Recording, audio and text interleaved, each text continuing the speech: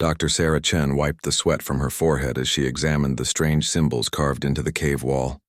She had been working in these deep underground chambers for 3 weeks now, trying to understand what the ancient aliens who once lived on this planet had left behind. The caves were 5 miles beneath the surface of Terra Colony 7, far from the busy farms and cities above. Sarah loved her work. As a xenoarchaeologist, she studied the remains of alien civilizations. This dig was special because the ruins were older than anything humans had found before. The technology here was beyond anything she had ever seen, but it was all dead and silent. She had been trying to figure out how to activate it for months.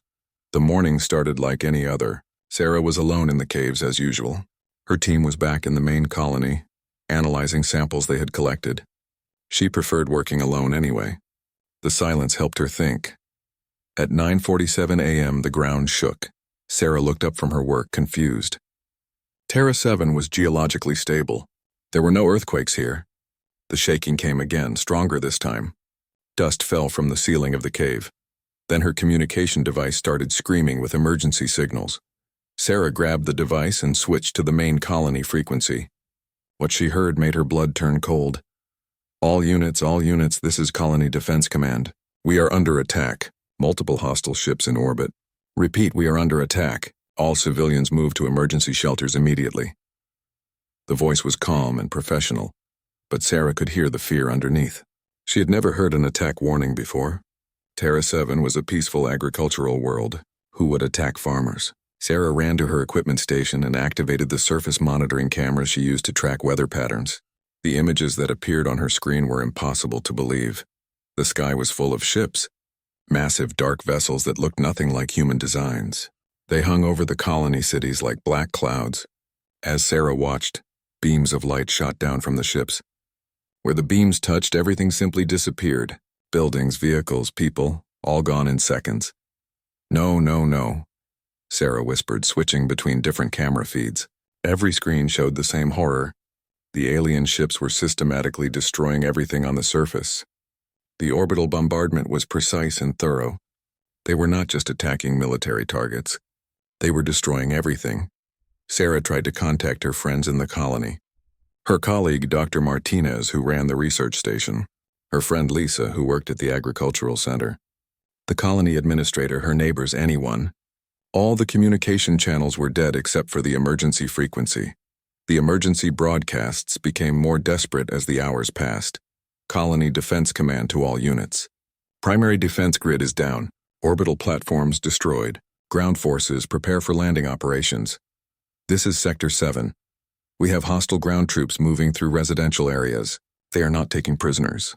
Repeat, they are not taking prisoners. All remaining civilians find somewhere to hide. They are killing everyone they find. This is not a conquest. This is extermination. The last message came 18 hours after the first attack. This is the final transmission from Terra Colony 7. To anyone who receives this, tell Earth what happened here. Tell them about the Kethvar. Tell them they kill everyone. Everyone. Then silence. Sarah sat in the darkness of the cave, 5 miles underground, staring at screens that showed nothing but empty ruins where her home had been. 2.3 million people had lived on Terra 7 yesterday. Today, the surface scanners detected no human life signs at all. She was alone. For the first 3 days, Sarah could not stop crying. She had lived on Terra 7 for 8 years. Everyone she knew was dead. Her research team, her friends, the children who always waved at her when she drove through town, all gone. But Sarah was a scientist. When the tears finally stopped, she began to think. She studied the images her cameras had recorded during the attack. She analyzed the alien ships and their weapons. She researched everything her computer databases contained about hostile alien contacts. The attackers were called the Kethvar. Sarah's databases contained reports from other human colonies that had gone silent over the past 10 years. The pattern was always the same. The Kethvar would arrive without warning, destroy everything from orbit, then land ground forces to eliminate any survivors. No negotiations, no demands, no prisoners, just complete extermination. According to the reports, they had destroyed 47 human worlds. Sarah realized she was probably the only human who had ever survived a Kethvar attack. The deep caves had protected her from the orbital bombardment. The rock formations blocked their scanners. As far as the HFY knew, they had succeeded again. Everyone on Terra 7 was dead, but they were wrong. And that mistake would cost them everything. On the fourth day, Sarah began to explore the cave system more carefully. She had been so focused on studying the alien ruins that she had never mapped the full extent of the underground chambers. Now she discovered that the caves went much deeper than she had thought. The alien ruins were not just archaeological remains. They were part of a vast network of connected chambers and tunnels that stretched under the entire continent. And everywhere Sarah looked, she found the same strange technology. Dormant machines covered in symbols she was beginning to understand. Sarah had studied ancient languages for 15 years. She had learned to read the symbol systems of 12 different extinct civilizations.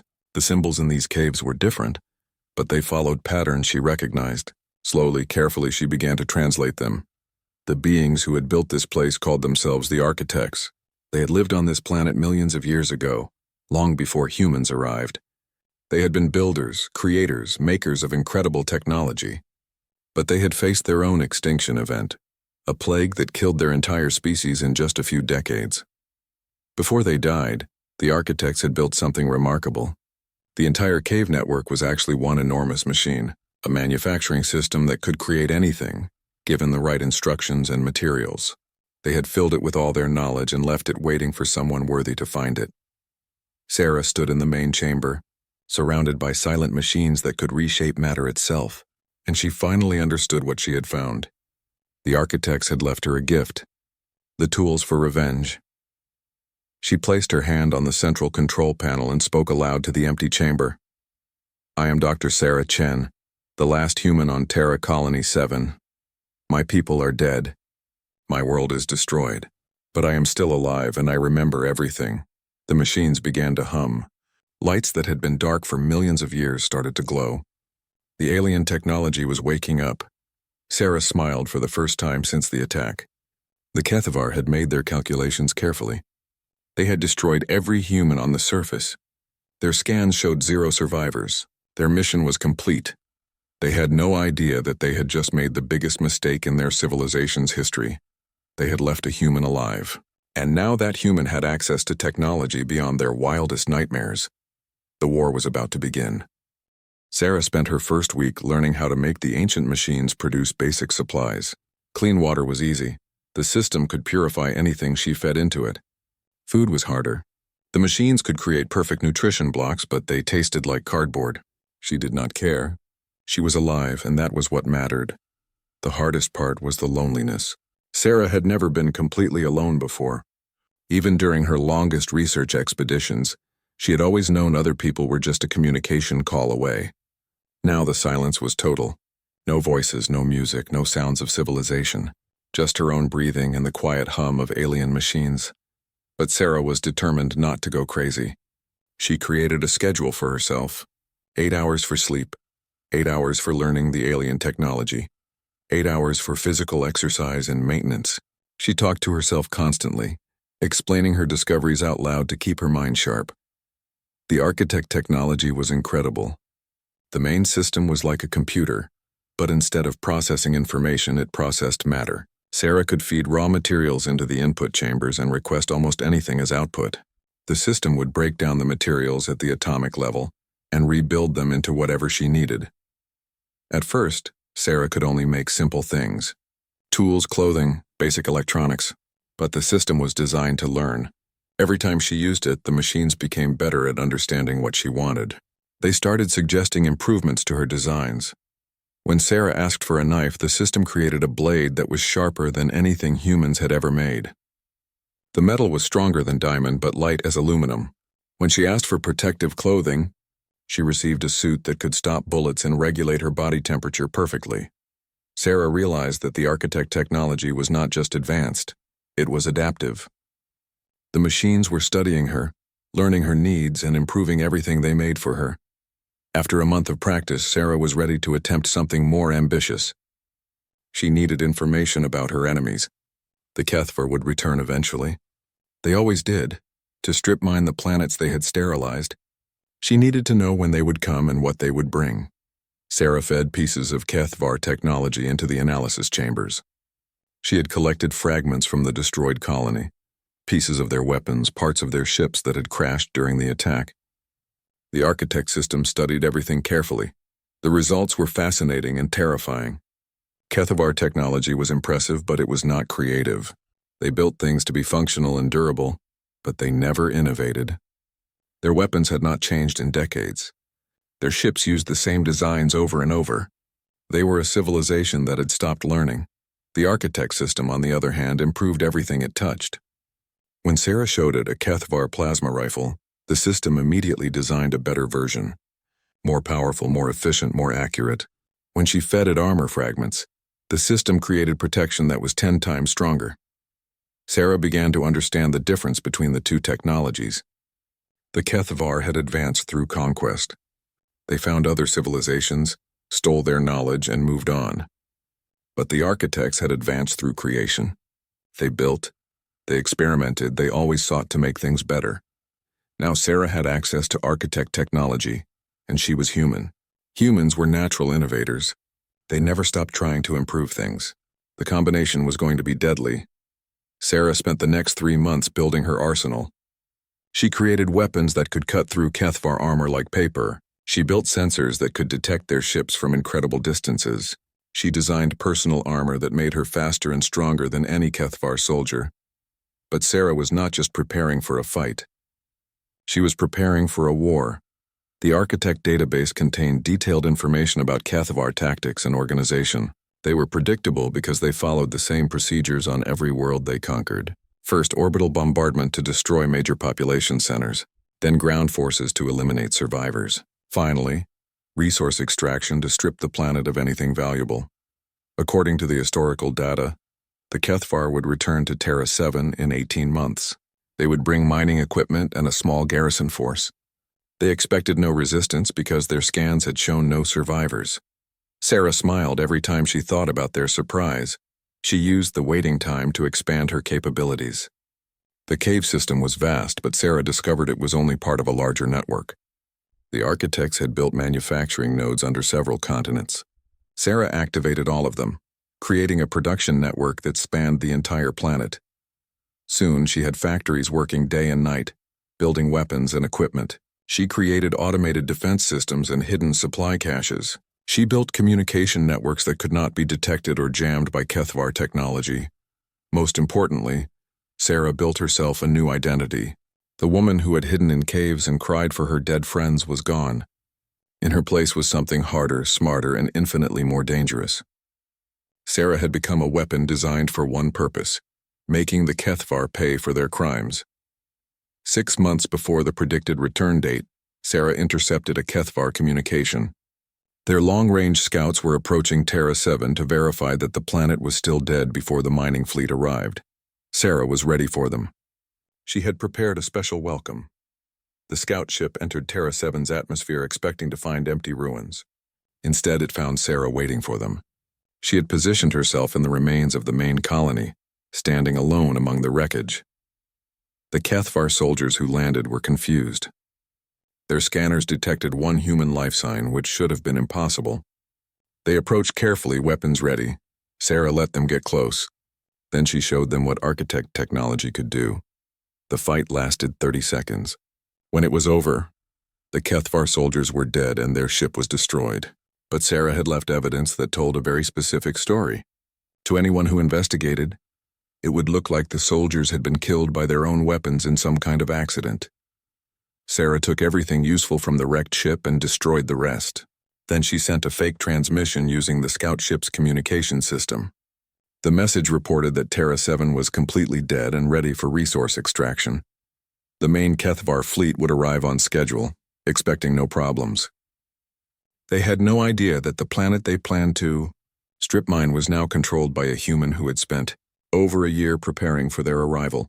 Sarah returned to her underground fortress and began final preparations for the real war. She had learned everything she could about HFY tactics and technology.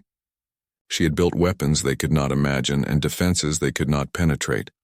But most importantly, she had learned something about herself. Sarah had always been a scholar. someone who studied the past. Now she was something different. She was a predator, and the HFY were her prey. In 6 months, they would learn the most important lesson in human history. When you exterminate a species, you must be absolutely certain you killed them all. Because if you leave even one alive, that survivor might just burn down your entire civilization. Sarah checked her weapons one more time and smiled. The HFY had no idea what was coming for them. The HFY mining fleet arrived exactly when Sarah expected them.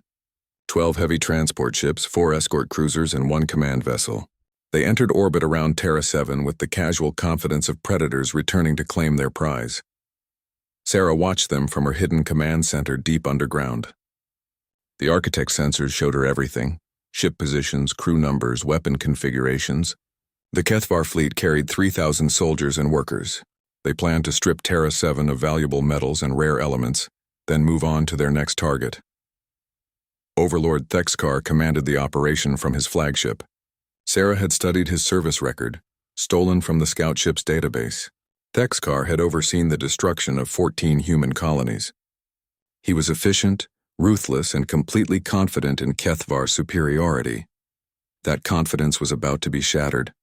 The first landing shuttles touched down at dawn. Sarah let them establish a base camp in the ruins of the main colony. She wanted them to feel secure before she began her education program. The mining operation started smoothly.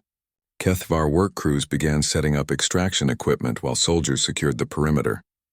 Everything went according to their standard procedures. By the end of the first day, they had a fully operational mining base with defensive positions and supply lines. Sarah waited 3 days. She wanted the HFY to settle into their routine, to believe that Terra 7 was just another dead world. Then she began teaching them about human determination.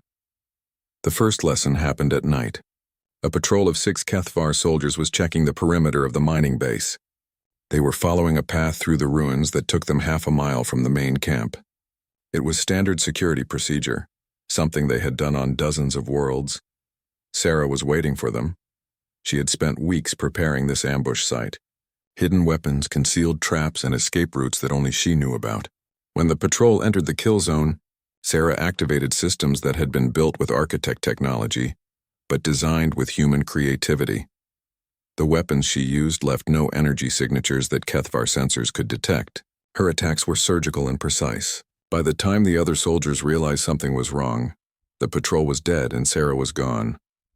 But she had left a message. The bodies were arranged in a pattern that spelled out words in the HFY language. You missed one. The base commander, a veteran named Sub-Overlord Kextar, was puzzled but not alarmed. Equipment failures happened sometimes. Accidents occurred. 6 dead soldiers were unfortunate but not catastrophic. The second lesson came 2 days later. A supply convoy traveling between the landing site and a mineral extraction point simply disappeared. 20 soldiers and 4 vehicles gone without a trace. When search teams found the wreckage, they discovered something impossible. The vehicles had been destroyed by weapons more advanced than anything in the HFY arsenal. The metal was cut with precision that required technology the HFY did not possess. And again there was a message. We remember everything. Sub-Overlord Kextar requested additional security forces from Overlord Thexkar. Something was wrong on Terra 7, though he could not explain what. The planet's human population had been completely eliminated 18 months ago. Their scans still showed only one human life sign. Probably some survivor hiding in the ruins, slowly dying from radiation poisoning. Thexkar was annoyed, but agreed to send reinforcements. A few hundred more soldiers would be enough to secure the mining operation and eliminate whatever pest was causing trouble. Sarah watched the additional troops land and smiled. More targets meant more opportunities to demonstrate human ingenuity. The third lesson was her masterpiece. Sarah had spent months studying HFY psychology and military doctrine. She knew exactly how to make them afraid. She attacked their main communication relay during a shift change, when security was at its weakest. The facility was heavily defended, surrounded by automated weapons and force fields. It should have been impossible for one person to penetrate. Sarah did not try to break through their defenses. Instead, she went under them.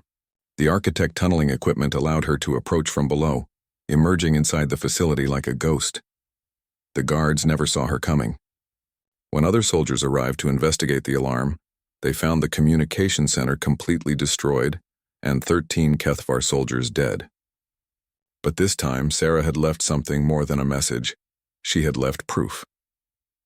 Security recordings showed a single human figure moving through the facility with impossible speed and precision.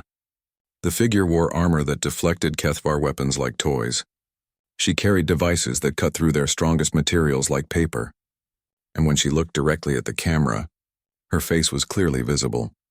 Dr. Sarah Chen, supposedly dead for over a year, smiled at the camera and spoke in perfect Kethvar. "Tell your overlord that the last human on Terra 7 wants to meet him. Tell him we have things to discuss." The recording sent shockwaves through the Kethvar command structure. Overlord Thexkar had never encountered anything like this in 40 years of conquest. One human had somehow survived complete planetary sterilization and was now systematically destroying his forces with technology superior to their own. Thexkar committed his entire ground force to hunting Sarah, 2,000 soldiers, with the best equipment the Kethvar possessed. They used every sensor, every scanning device, every tracking method they knew. They found nothing. Sarah had become a ghost. She struck without warning and vanished without trace. Supply depots exploded. Patrols disappeared. Equipment failed in ways that defied explanation. Each attack was more sophisticated than the last. And each attack carried the same message. Humans do not forgive, and they do not forget. The mining operation ground to a halt as more and more soldiers were assigned to security duties. Workers refused to leave the base without heavy escorts. Officers jumped at every shadow and checked their equipment obsessively. Sarah was winning a war of nerves against an enemy that outnumbered her 1,000 to 1, but she was just getting started using captured Kethvar communication equipment. Sarah began intercepting their reports to other military units. She learned about their operations on other worlds, their fleet positions, their supply lines. The intelligence was invaluable, but it also gave her an idea. If Sarah could make the Kethvar afraid of one human on one world, what would happen if she let other humans know what she had learned? Sarah began preparing her next phase. She had taught the Kethvar on Terra 7 that leaving a human alive was dangerous. Now she was going to teach the entire Kethvar Empire that humans were the most dangerous species in the galaxy. Overlord Thexkar sat in his command chamber, staring at casualty reports he could not explain to his superiors. In 6 weeks, he had lost over 300 soldiers to a single human armed with impossible weapons. His mining operation was paralyzed, his troops were demoralized, and he still had no idea how to fight an enemy he could not find. Sarah was about to show him that his problems had only just begun. The war for Terra 7 was entering a new phase. Soon it would become a war for the entire galaxy. Sarah had been fighting the Kethvar on Terra 7 for 3 months when she made her most important discovery. While analyzing captured communication equipment, she found something that changed everything: the complete Kethvar military communication network. The network connected every Kethvar military installation, ship and outpost across dozens of star systems. It was encrypted and heavily protected, but the architect systems were far more advanced than Kethvar security measures. Within days, Sarah had complete access to their entire communications grid. What she found made her both furious and excited. The Kethvar had destroyed 63 human worlds, not 47 as she had originally thought. Nearly 500 million humans were dead, but they had not killed everyone. Scattered across the galaxy were dozens of human colonies, resistance cells, and refugee groups, all hiding, all afraid, all convinced they were doomed to eventual extinction. Sarah realized that her war against the Kethvar on Terra 7 was just the beginning. She had the intelligence data and advanced technology that could turn humanity's scattered survivors into a coordinated resistance movement. But first, she needed to send them a message they would never forget. Sarah spent 2 weeks preparing her broadcast. Using the architect manufacturing systems, she created a transmission device more powerful than anything the Kethvar possessed. She combined it with their own communication network to ensure her message would reach every Kethvar installation simultaneously. On a cold morning in Terra 7's winter season, Sarah activated the device and spoke into the transmitter. Her words were automatically translated into every language the Kethvar used and broadcast across their entire empire. "My name is Dr. Sarah Chen, and I am the last survivor of Terra Colony 7. 18 months ago, your forces murdered 2.3 million innocent people on my world. You thought you had killed everyone. You were wrong. Sarah paused, knowing that her words were being heard on hundreds of Kethvar worlds, ships, and bases. You made one mistake. You left a human alive. We remember everything. We forgive nothing. And we are coming.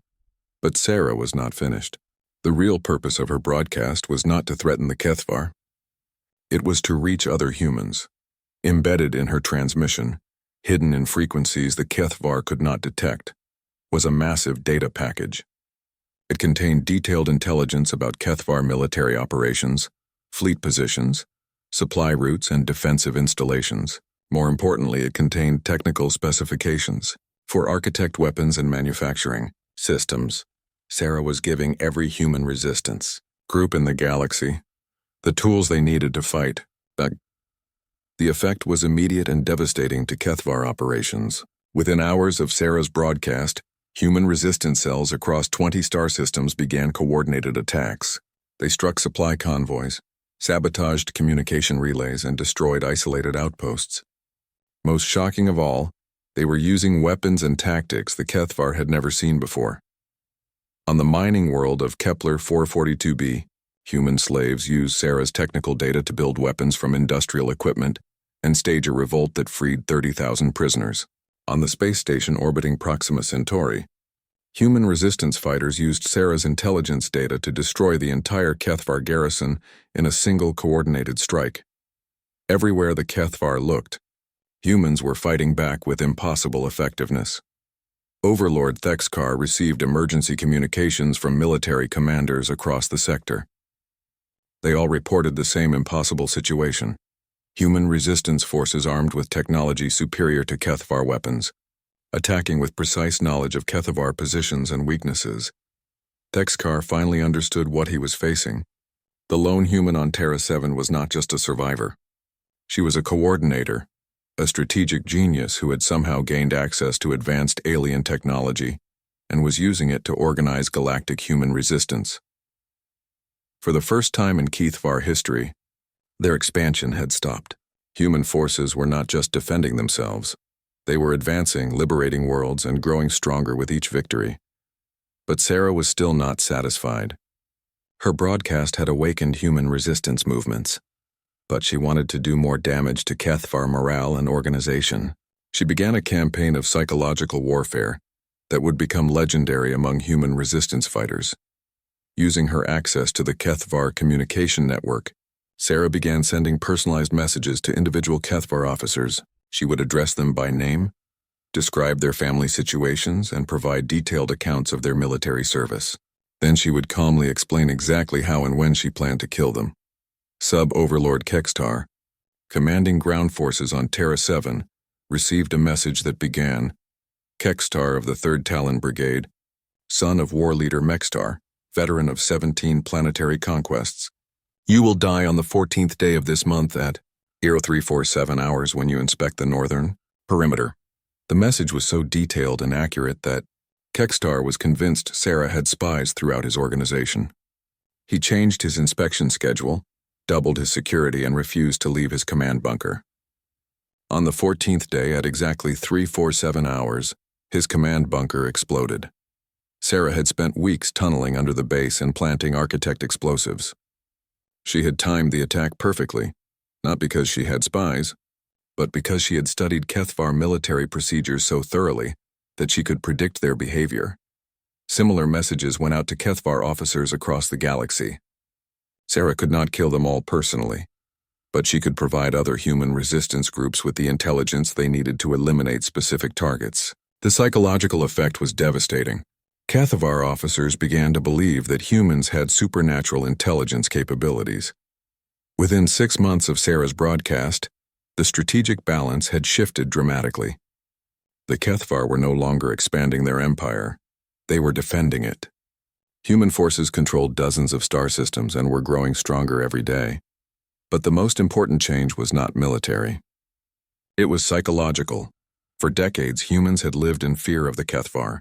They had accepted that their species was doomed to extinction. Sarah's broadcast and the subsequent victories had given them something they had lost: hope. More importantly, They had given humans something far more dangerous, the knowledge that the Kethvar could be beaten. Sarah received messages from human resistance leaders across the galaxy. They thanked her for the intelligence data and technical specifications, but mostly they thanked her for proving that humans could fight back and win. Captain Maria Santos, commanding a human fleet that had just liberated the new Geneva system, sent a message that summed up the new human attitude. Dr. Chen, you have shown us that the Kethvar are not invincible gods. They are just another species that made the mistake of underestimating human determination. We will make them regret that mistake for the rest of their shortened existence. Sarah smiled as she read the messages pouring in from liberated human worlds. The Kethvar had created their own worst nightmare. By trying to exterminate humanity, they had forged scattered human groups into a unified resistance movement. By leaving one human alive on Terra 7, they had given that resistance movement the leadership and technology it needed to become unstoppable. Overlord Thexkar still commanded the largest Kethvar fleet in the sector, and he was determined to end the human threat by destroying its source. He was massing his forces for a final assault on Terra 7, convinced that killing Sarah Chen would break human resistance. Sarah was waiting for him. She had spent over a year preparing for this moment. The Kethvar were about to learn the most important lesson in galactic history. When you try to commit genocide, you better make sure you finish the job, because the survivors will never stop hunting you. Overlord Thexkar brought everything he had to Terra 7. 217 ships carrying 50,000 Kethvar soldiers, the largest military force ever assembled for a single world operation. He was convinced that overwhelming force would finally eliminate the human threat that had paralyzed his empire's expansion. Sarah watched the massive fleet enter orbit through her sensor network. She had spent the past year transforming Terra 7 into a fortress world.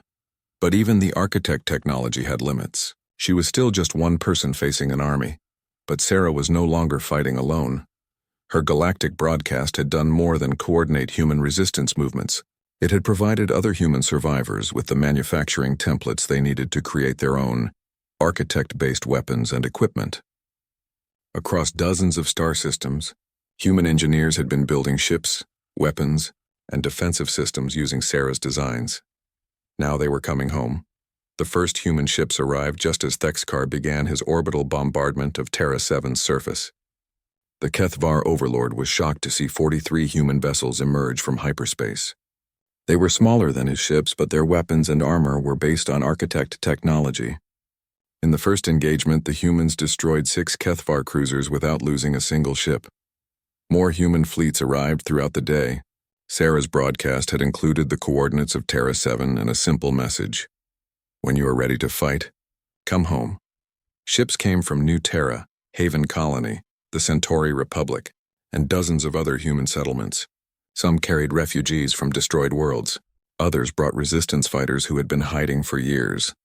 All of them were armed with weapons built from Sarah's technical specifications. Admiral Rebecca Thompson commanded the largest human fleet, 37 ships carrying 8,000 human marines. She had been fighting the Kethvar for 6 years, ever since they destroyed her homeworld of New Edinburgh. When she received Sarah's data package, she had spent 8 months building a fleet capable of challenging Kethvar supremacy. Thompson opened a communication channel to Sarah's underground command center. Dr. Chen, this is Admiral Thompson of the Human Liberation Fleet. We received your invitation. What are your orders? Sarah felt tears in her eyes. For almost 2 years, she had been alone in her war against the Kethvar. Now she was surrounded by humans who had traveled across the galaxy to fight beside her. Admiral Thompson, thank you for coming, but I'm not in command here. We are all equals in this fight. Let's end the Kethvar threat forever. The battle for Terra 7 lasted 3 days. It was the largest space engagement in galactic history, and it would be remembered as the moment when humanity changed from prey to predator. The Kethvar had superior numbers, but the humans had superior technology and motivation. Architect-enhanced weapons cut through Kethvar armor like tissue paper. Human ships were faster and more maneuverable than anything the Kethvar had ever faced. Most importantly, human tactics were unpredictable and innovative, while Kethvar strategies had not changed in decades. On the second day of the battle, Sarah launched her final gambit. Using the underground manufacturing network, she had built something unprecedented, a planetary defense system that could target individual ships in orbit with weapons that traveled at near light speed. When Sarah activated the system, energy beams erupted from hidden installations across Terra 7's surface. The beams were powered by the planet's core and focused through architect technology that turned matter into pure destructive force. 36 Kethvar ships simply disintegrated in the first salvo. Overlord Thexkar realized his situation was hopeless. His fleet was being destroyed by technology he could not understand or counter. Worse, human reinforcements were still arriving from across the galaxy. Sarah's call to arms had awakened something the Kethvar had never faced. A unified human military force that was technologically superior and motivated by decades of suppressed rage. Thexkar ordered his remaining forces to retreat, but Sarah was not finished with him. She had spent 2 years planning for this moment. As the Kethvar fleet attempted to escape, Sarah activated weapon systems she had hidden throughout the star system. Automated defense platforms emerged from asteroid fields and gas giant atmospheres. They had been built using architect technology and positioned over months of careful preparation. The Kethvar fleet found itself trapped in a maze of human weapons. Every escape route was blocked by defensive installations that could destroy their ships from impossible distances. One by one, the Kethvar vessels were eliminated. Thexkar's flagship was the last to fall. Sarah had saved him for herself.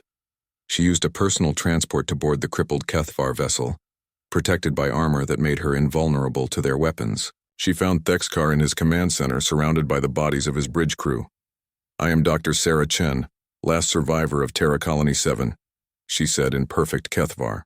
"You killed my people. You destroyed my world. You thought you had eliminated all humans from this planet." Thexkar stared at her in confusion and fear. "You are just one female. How did you do this? How did you defeat my entire fleet?" Sarah smiled coldly. "That is what you never understood about humans. We are not just individuals. We are a network. Every person you killed had family, friends, lovers, children scattered across the galaxy. You did not eliminate threats, you created them. You turned every human in the galaxy into your enemy." She gestured toward the display screens showing human ships throughout the star system. "Every ship out there represents someone who lost everything to your empire. You created an army of people with nothing left to lose and everything to fight for." Thexkar's final question was barely a whisper. "What happens now?" "Now? Now you learn what humans do to species that try to exterminate us. Your empire will fall. Your worlds will burn. Your people will scatter across the galaxy as refugees just like you did to us. The difference is that when we are finished, we will show mercy to your survivors. That is what separates us from you." Sarah left Thexkar's ship and watched it explode from a safe distance. The battle for Terra 7 was over. The Kethvar Empire's expansion had been stopped permanently. 6 months later, Sarah stood in the garden she had planted in the ruins of Terra Colony 7. The planet was alive again, populated by human refugees from across the galaxy. They had come to see the world where one woman's determination had changed the course of galactic history.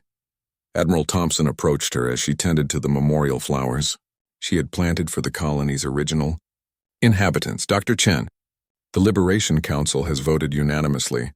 They want you to serve as the supreme commander of human forces. The war against the Kethvar is far from over, and everyone agrees you should lead our people." Sarah shook her head. "I am not a military commander, Admiral. I am a scientist who got very angry. You and the other fleet commanders are much better qualified to lead our forces. Then what will you do?" Sarah looked up at the sky where human ships were patrolling the space that had once belonged to the Kethvar. "I will do what I have always done. I will study, I will learn, and I will make sure that if anyone ever tries to exterminate humanity again, they will regret making that mistake." She returned to tending her garden, content in the knowledge that she had kept her promise to the dead of Terra Colony 7. The Kethvar had learned the most important lesson in galactic history. When you try to commit genocide, make absolutely certain you kill everyone. Because if you leave even one human alive, that person might just bring down your entire civilization. The galaxy would never underestimate humanity again.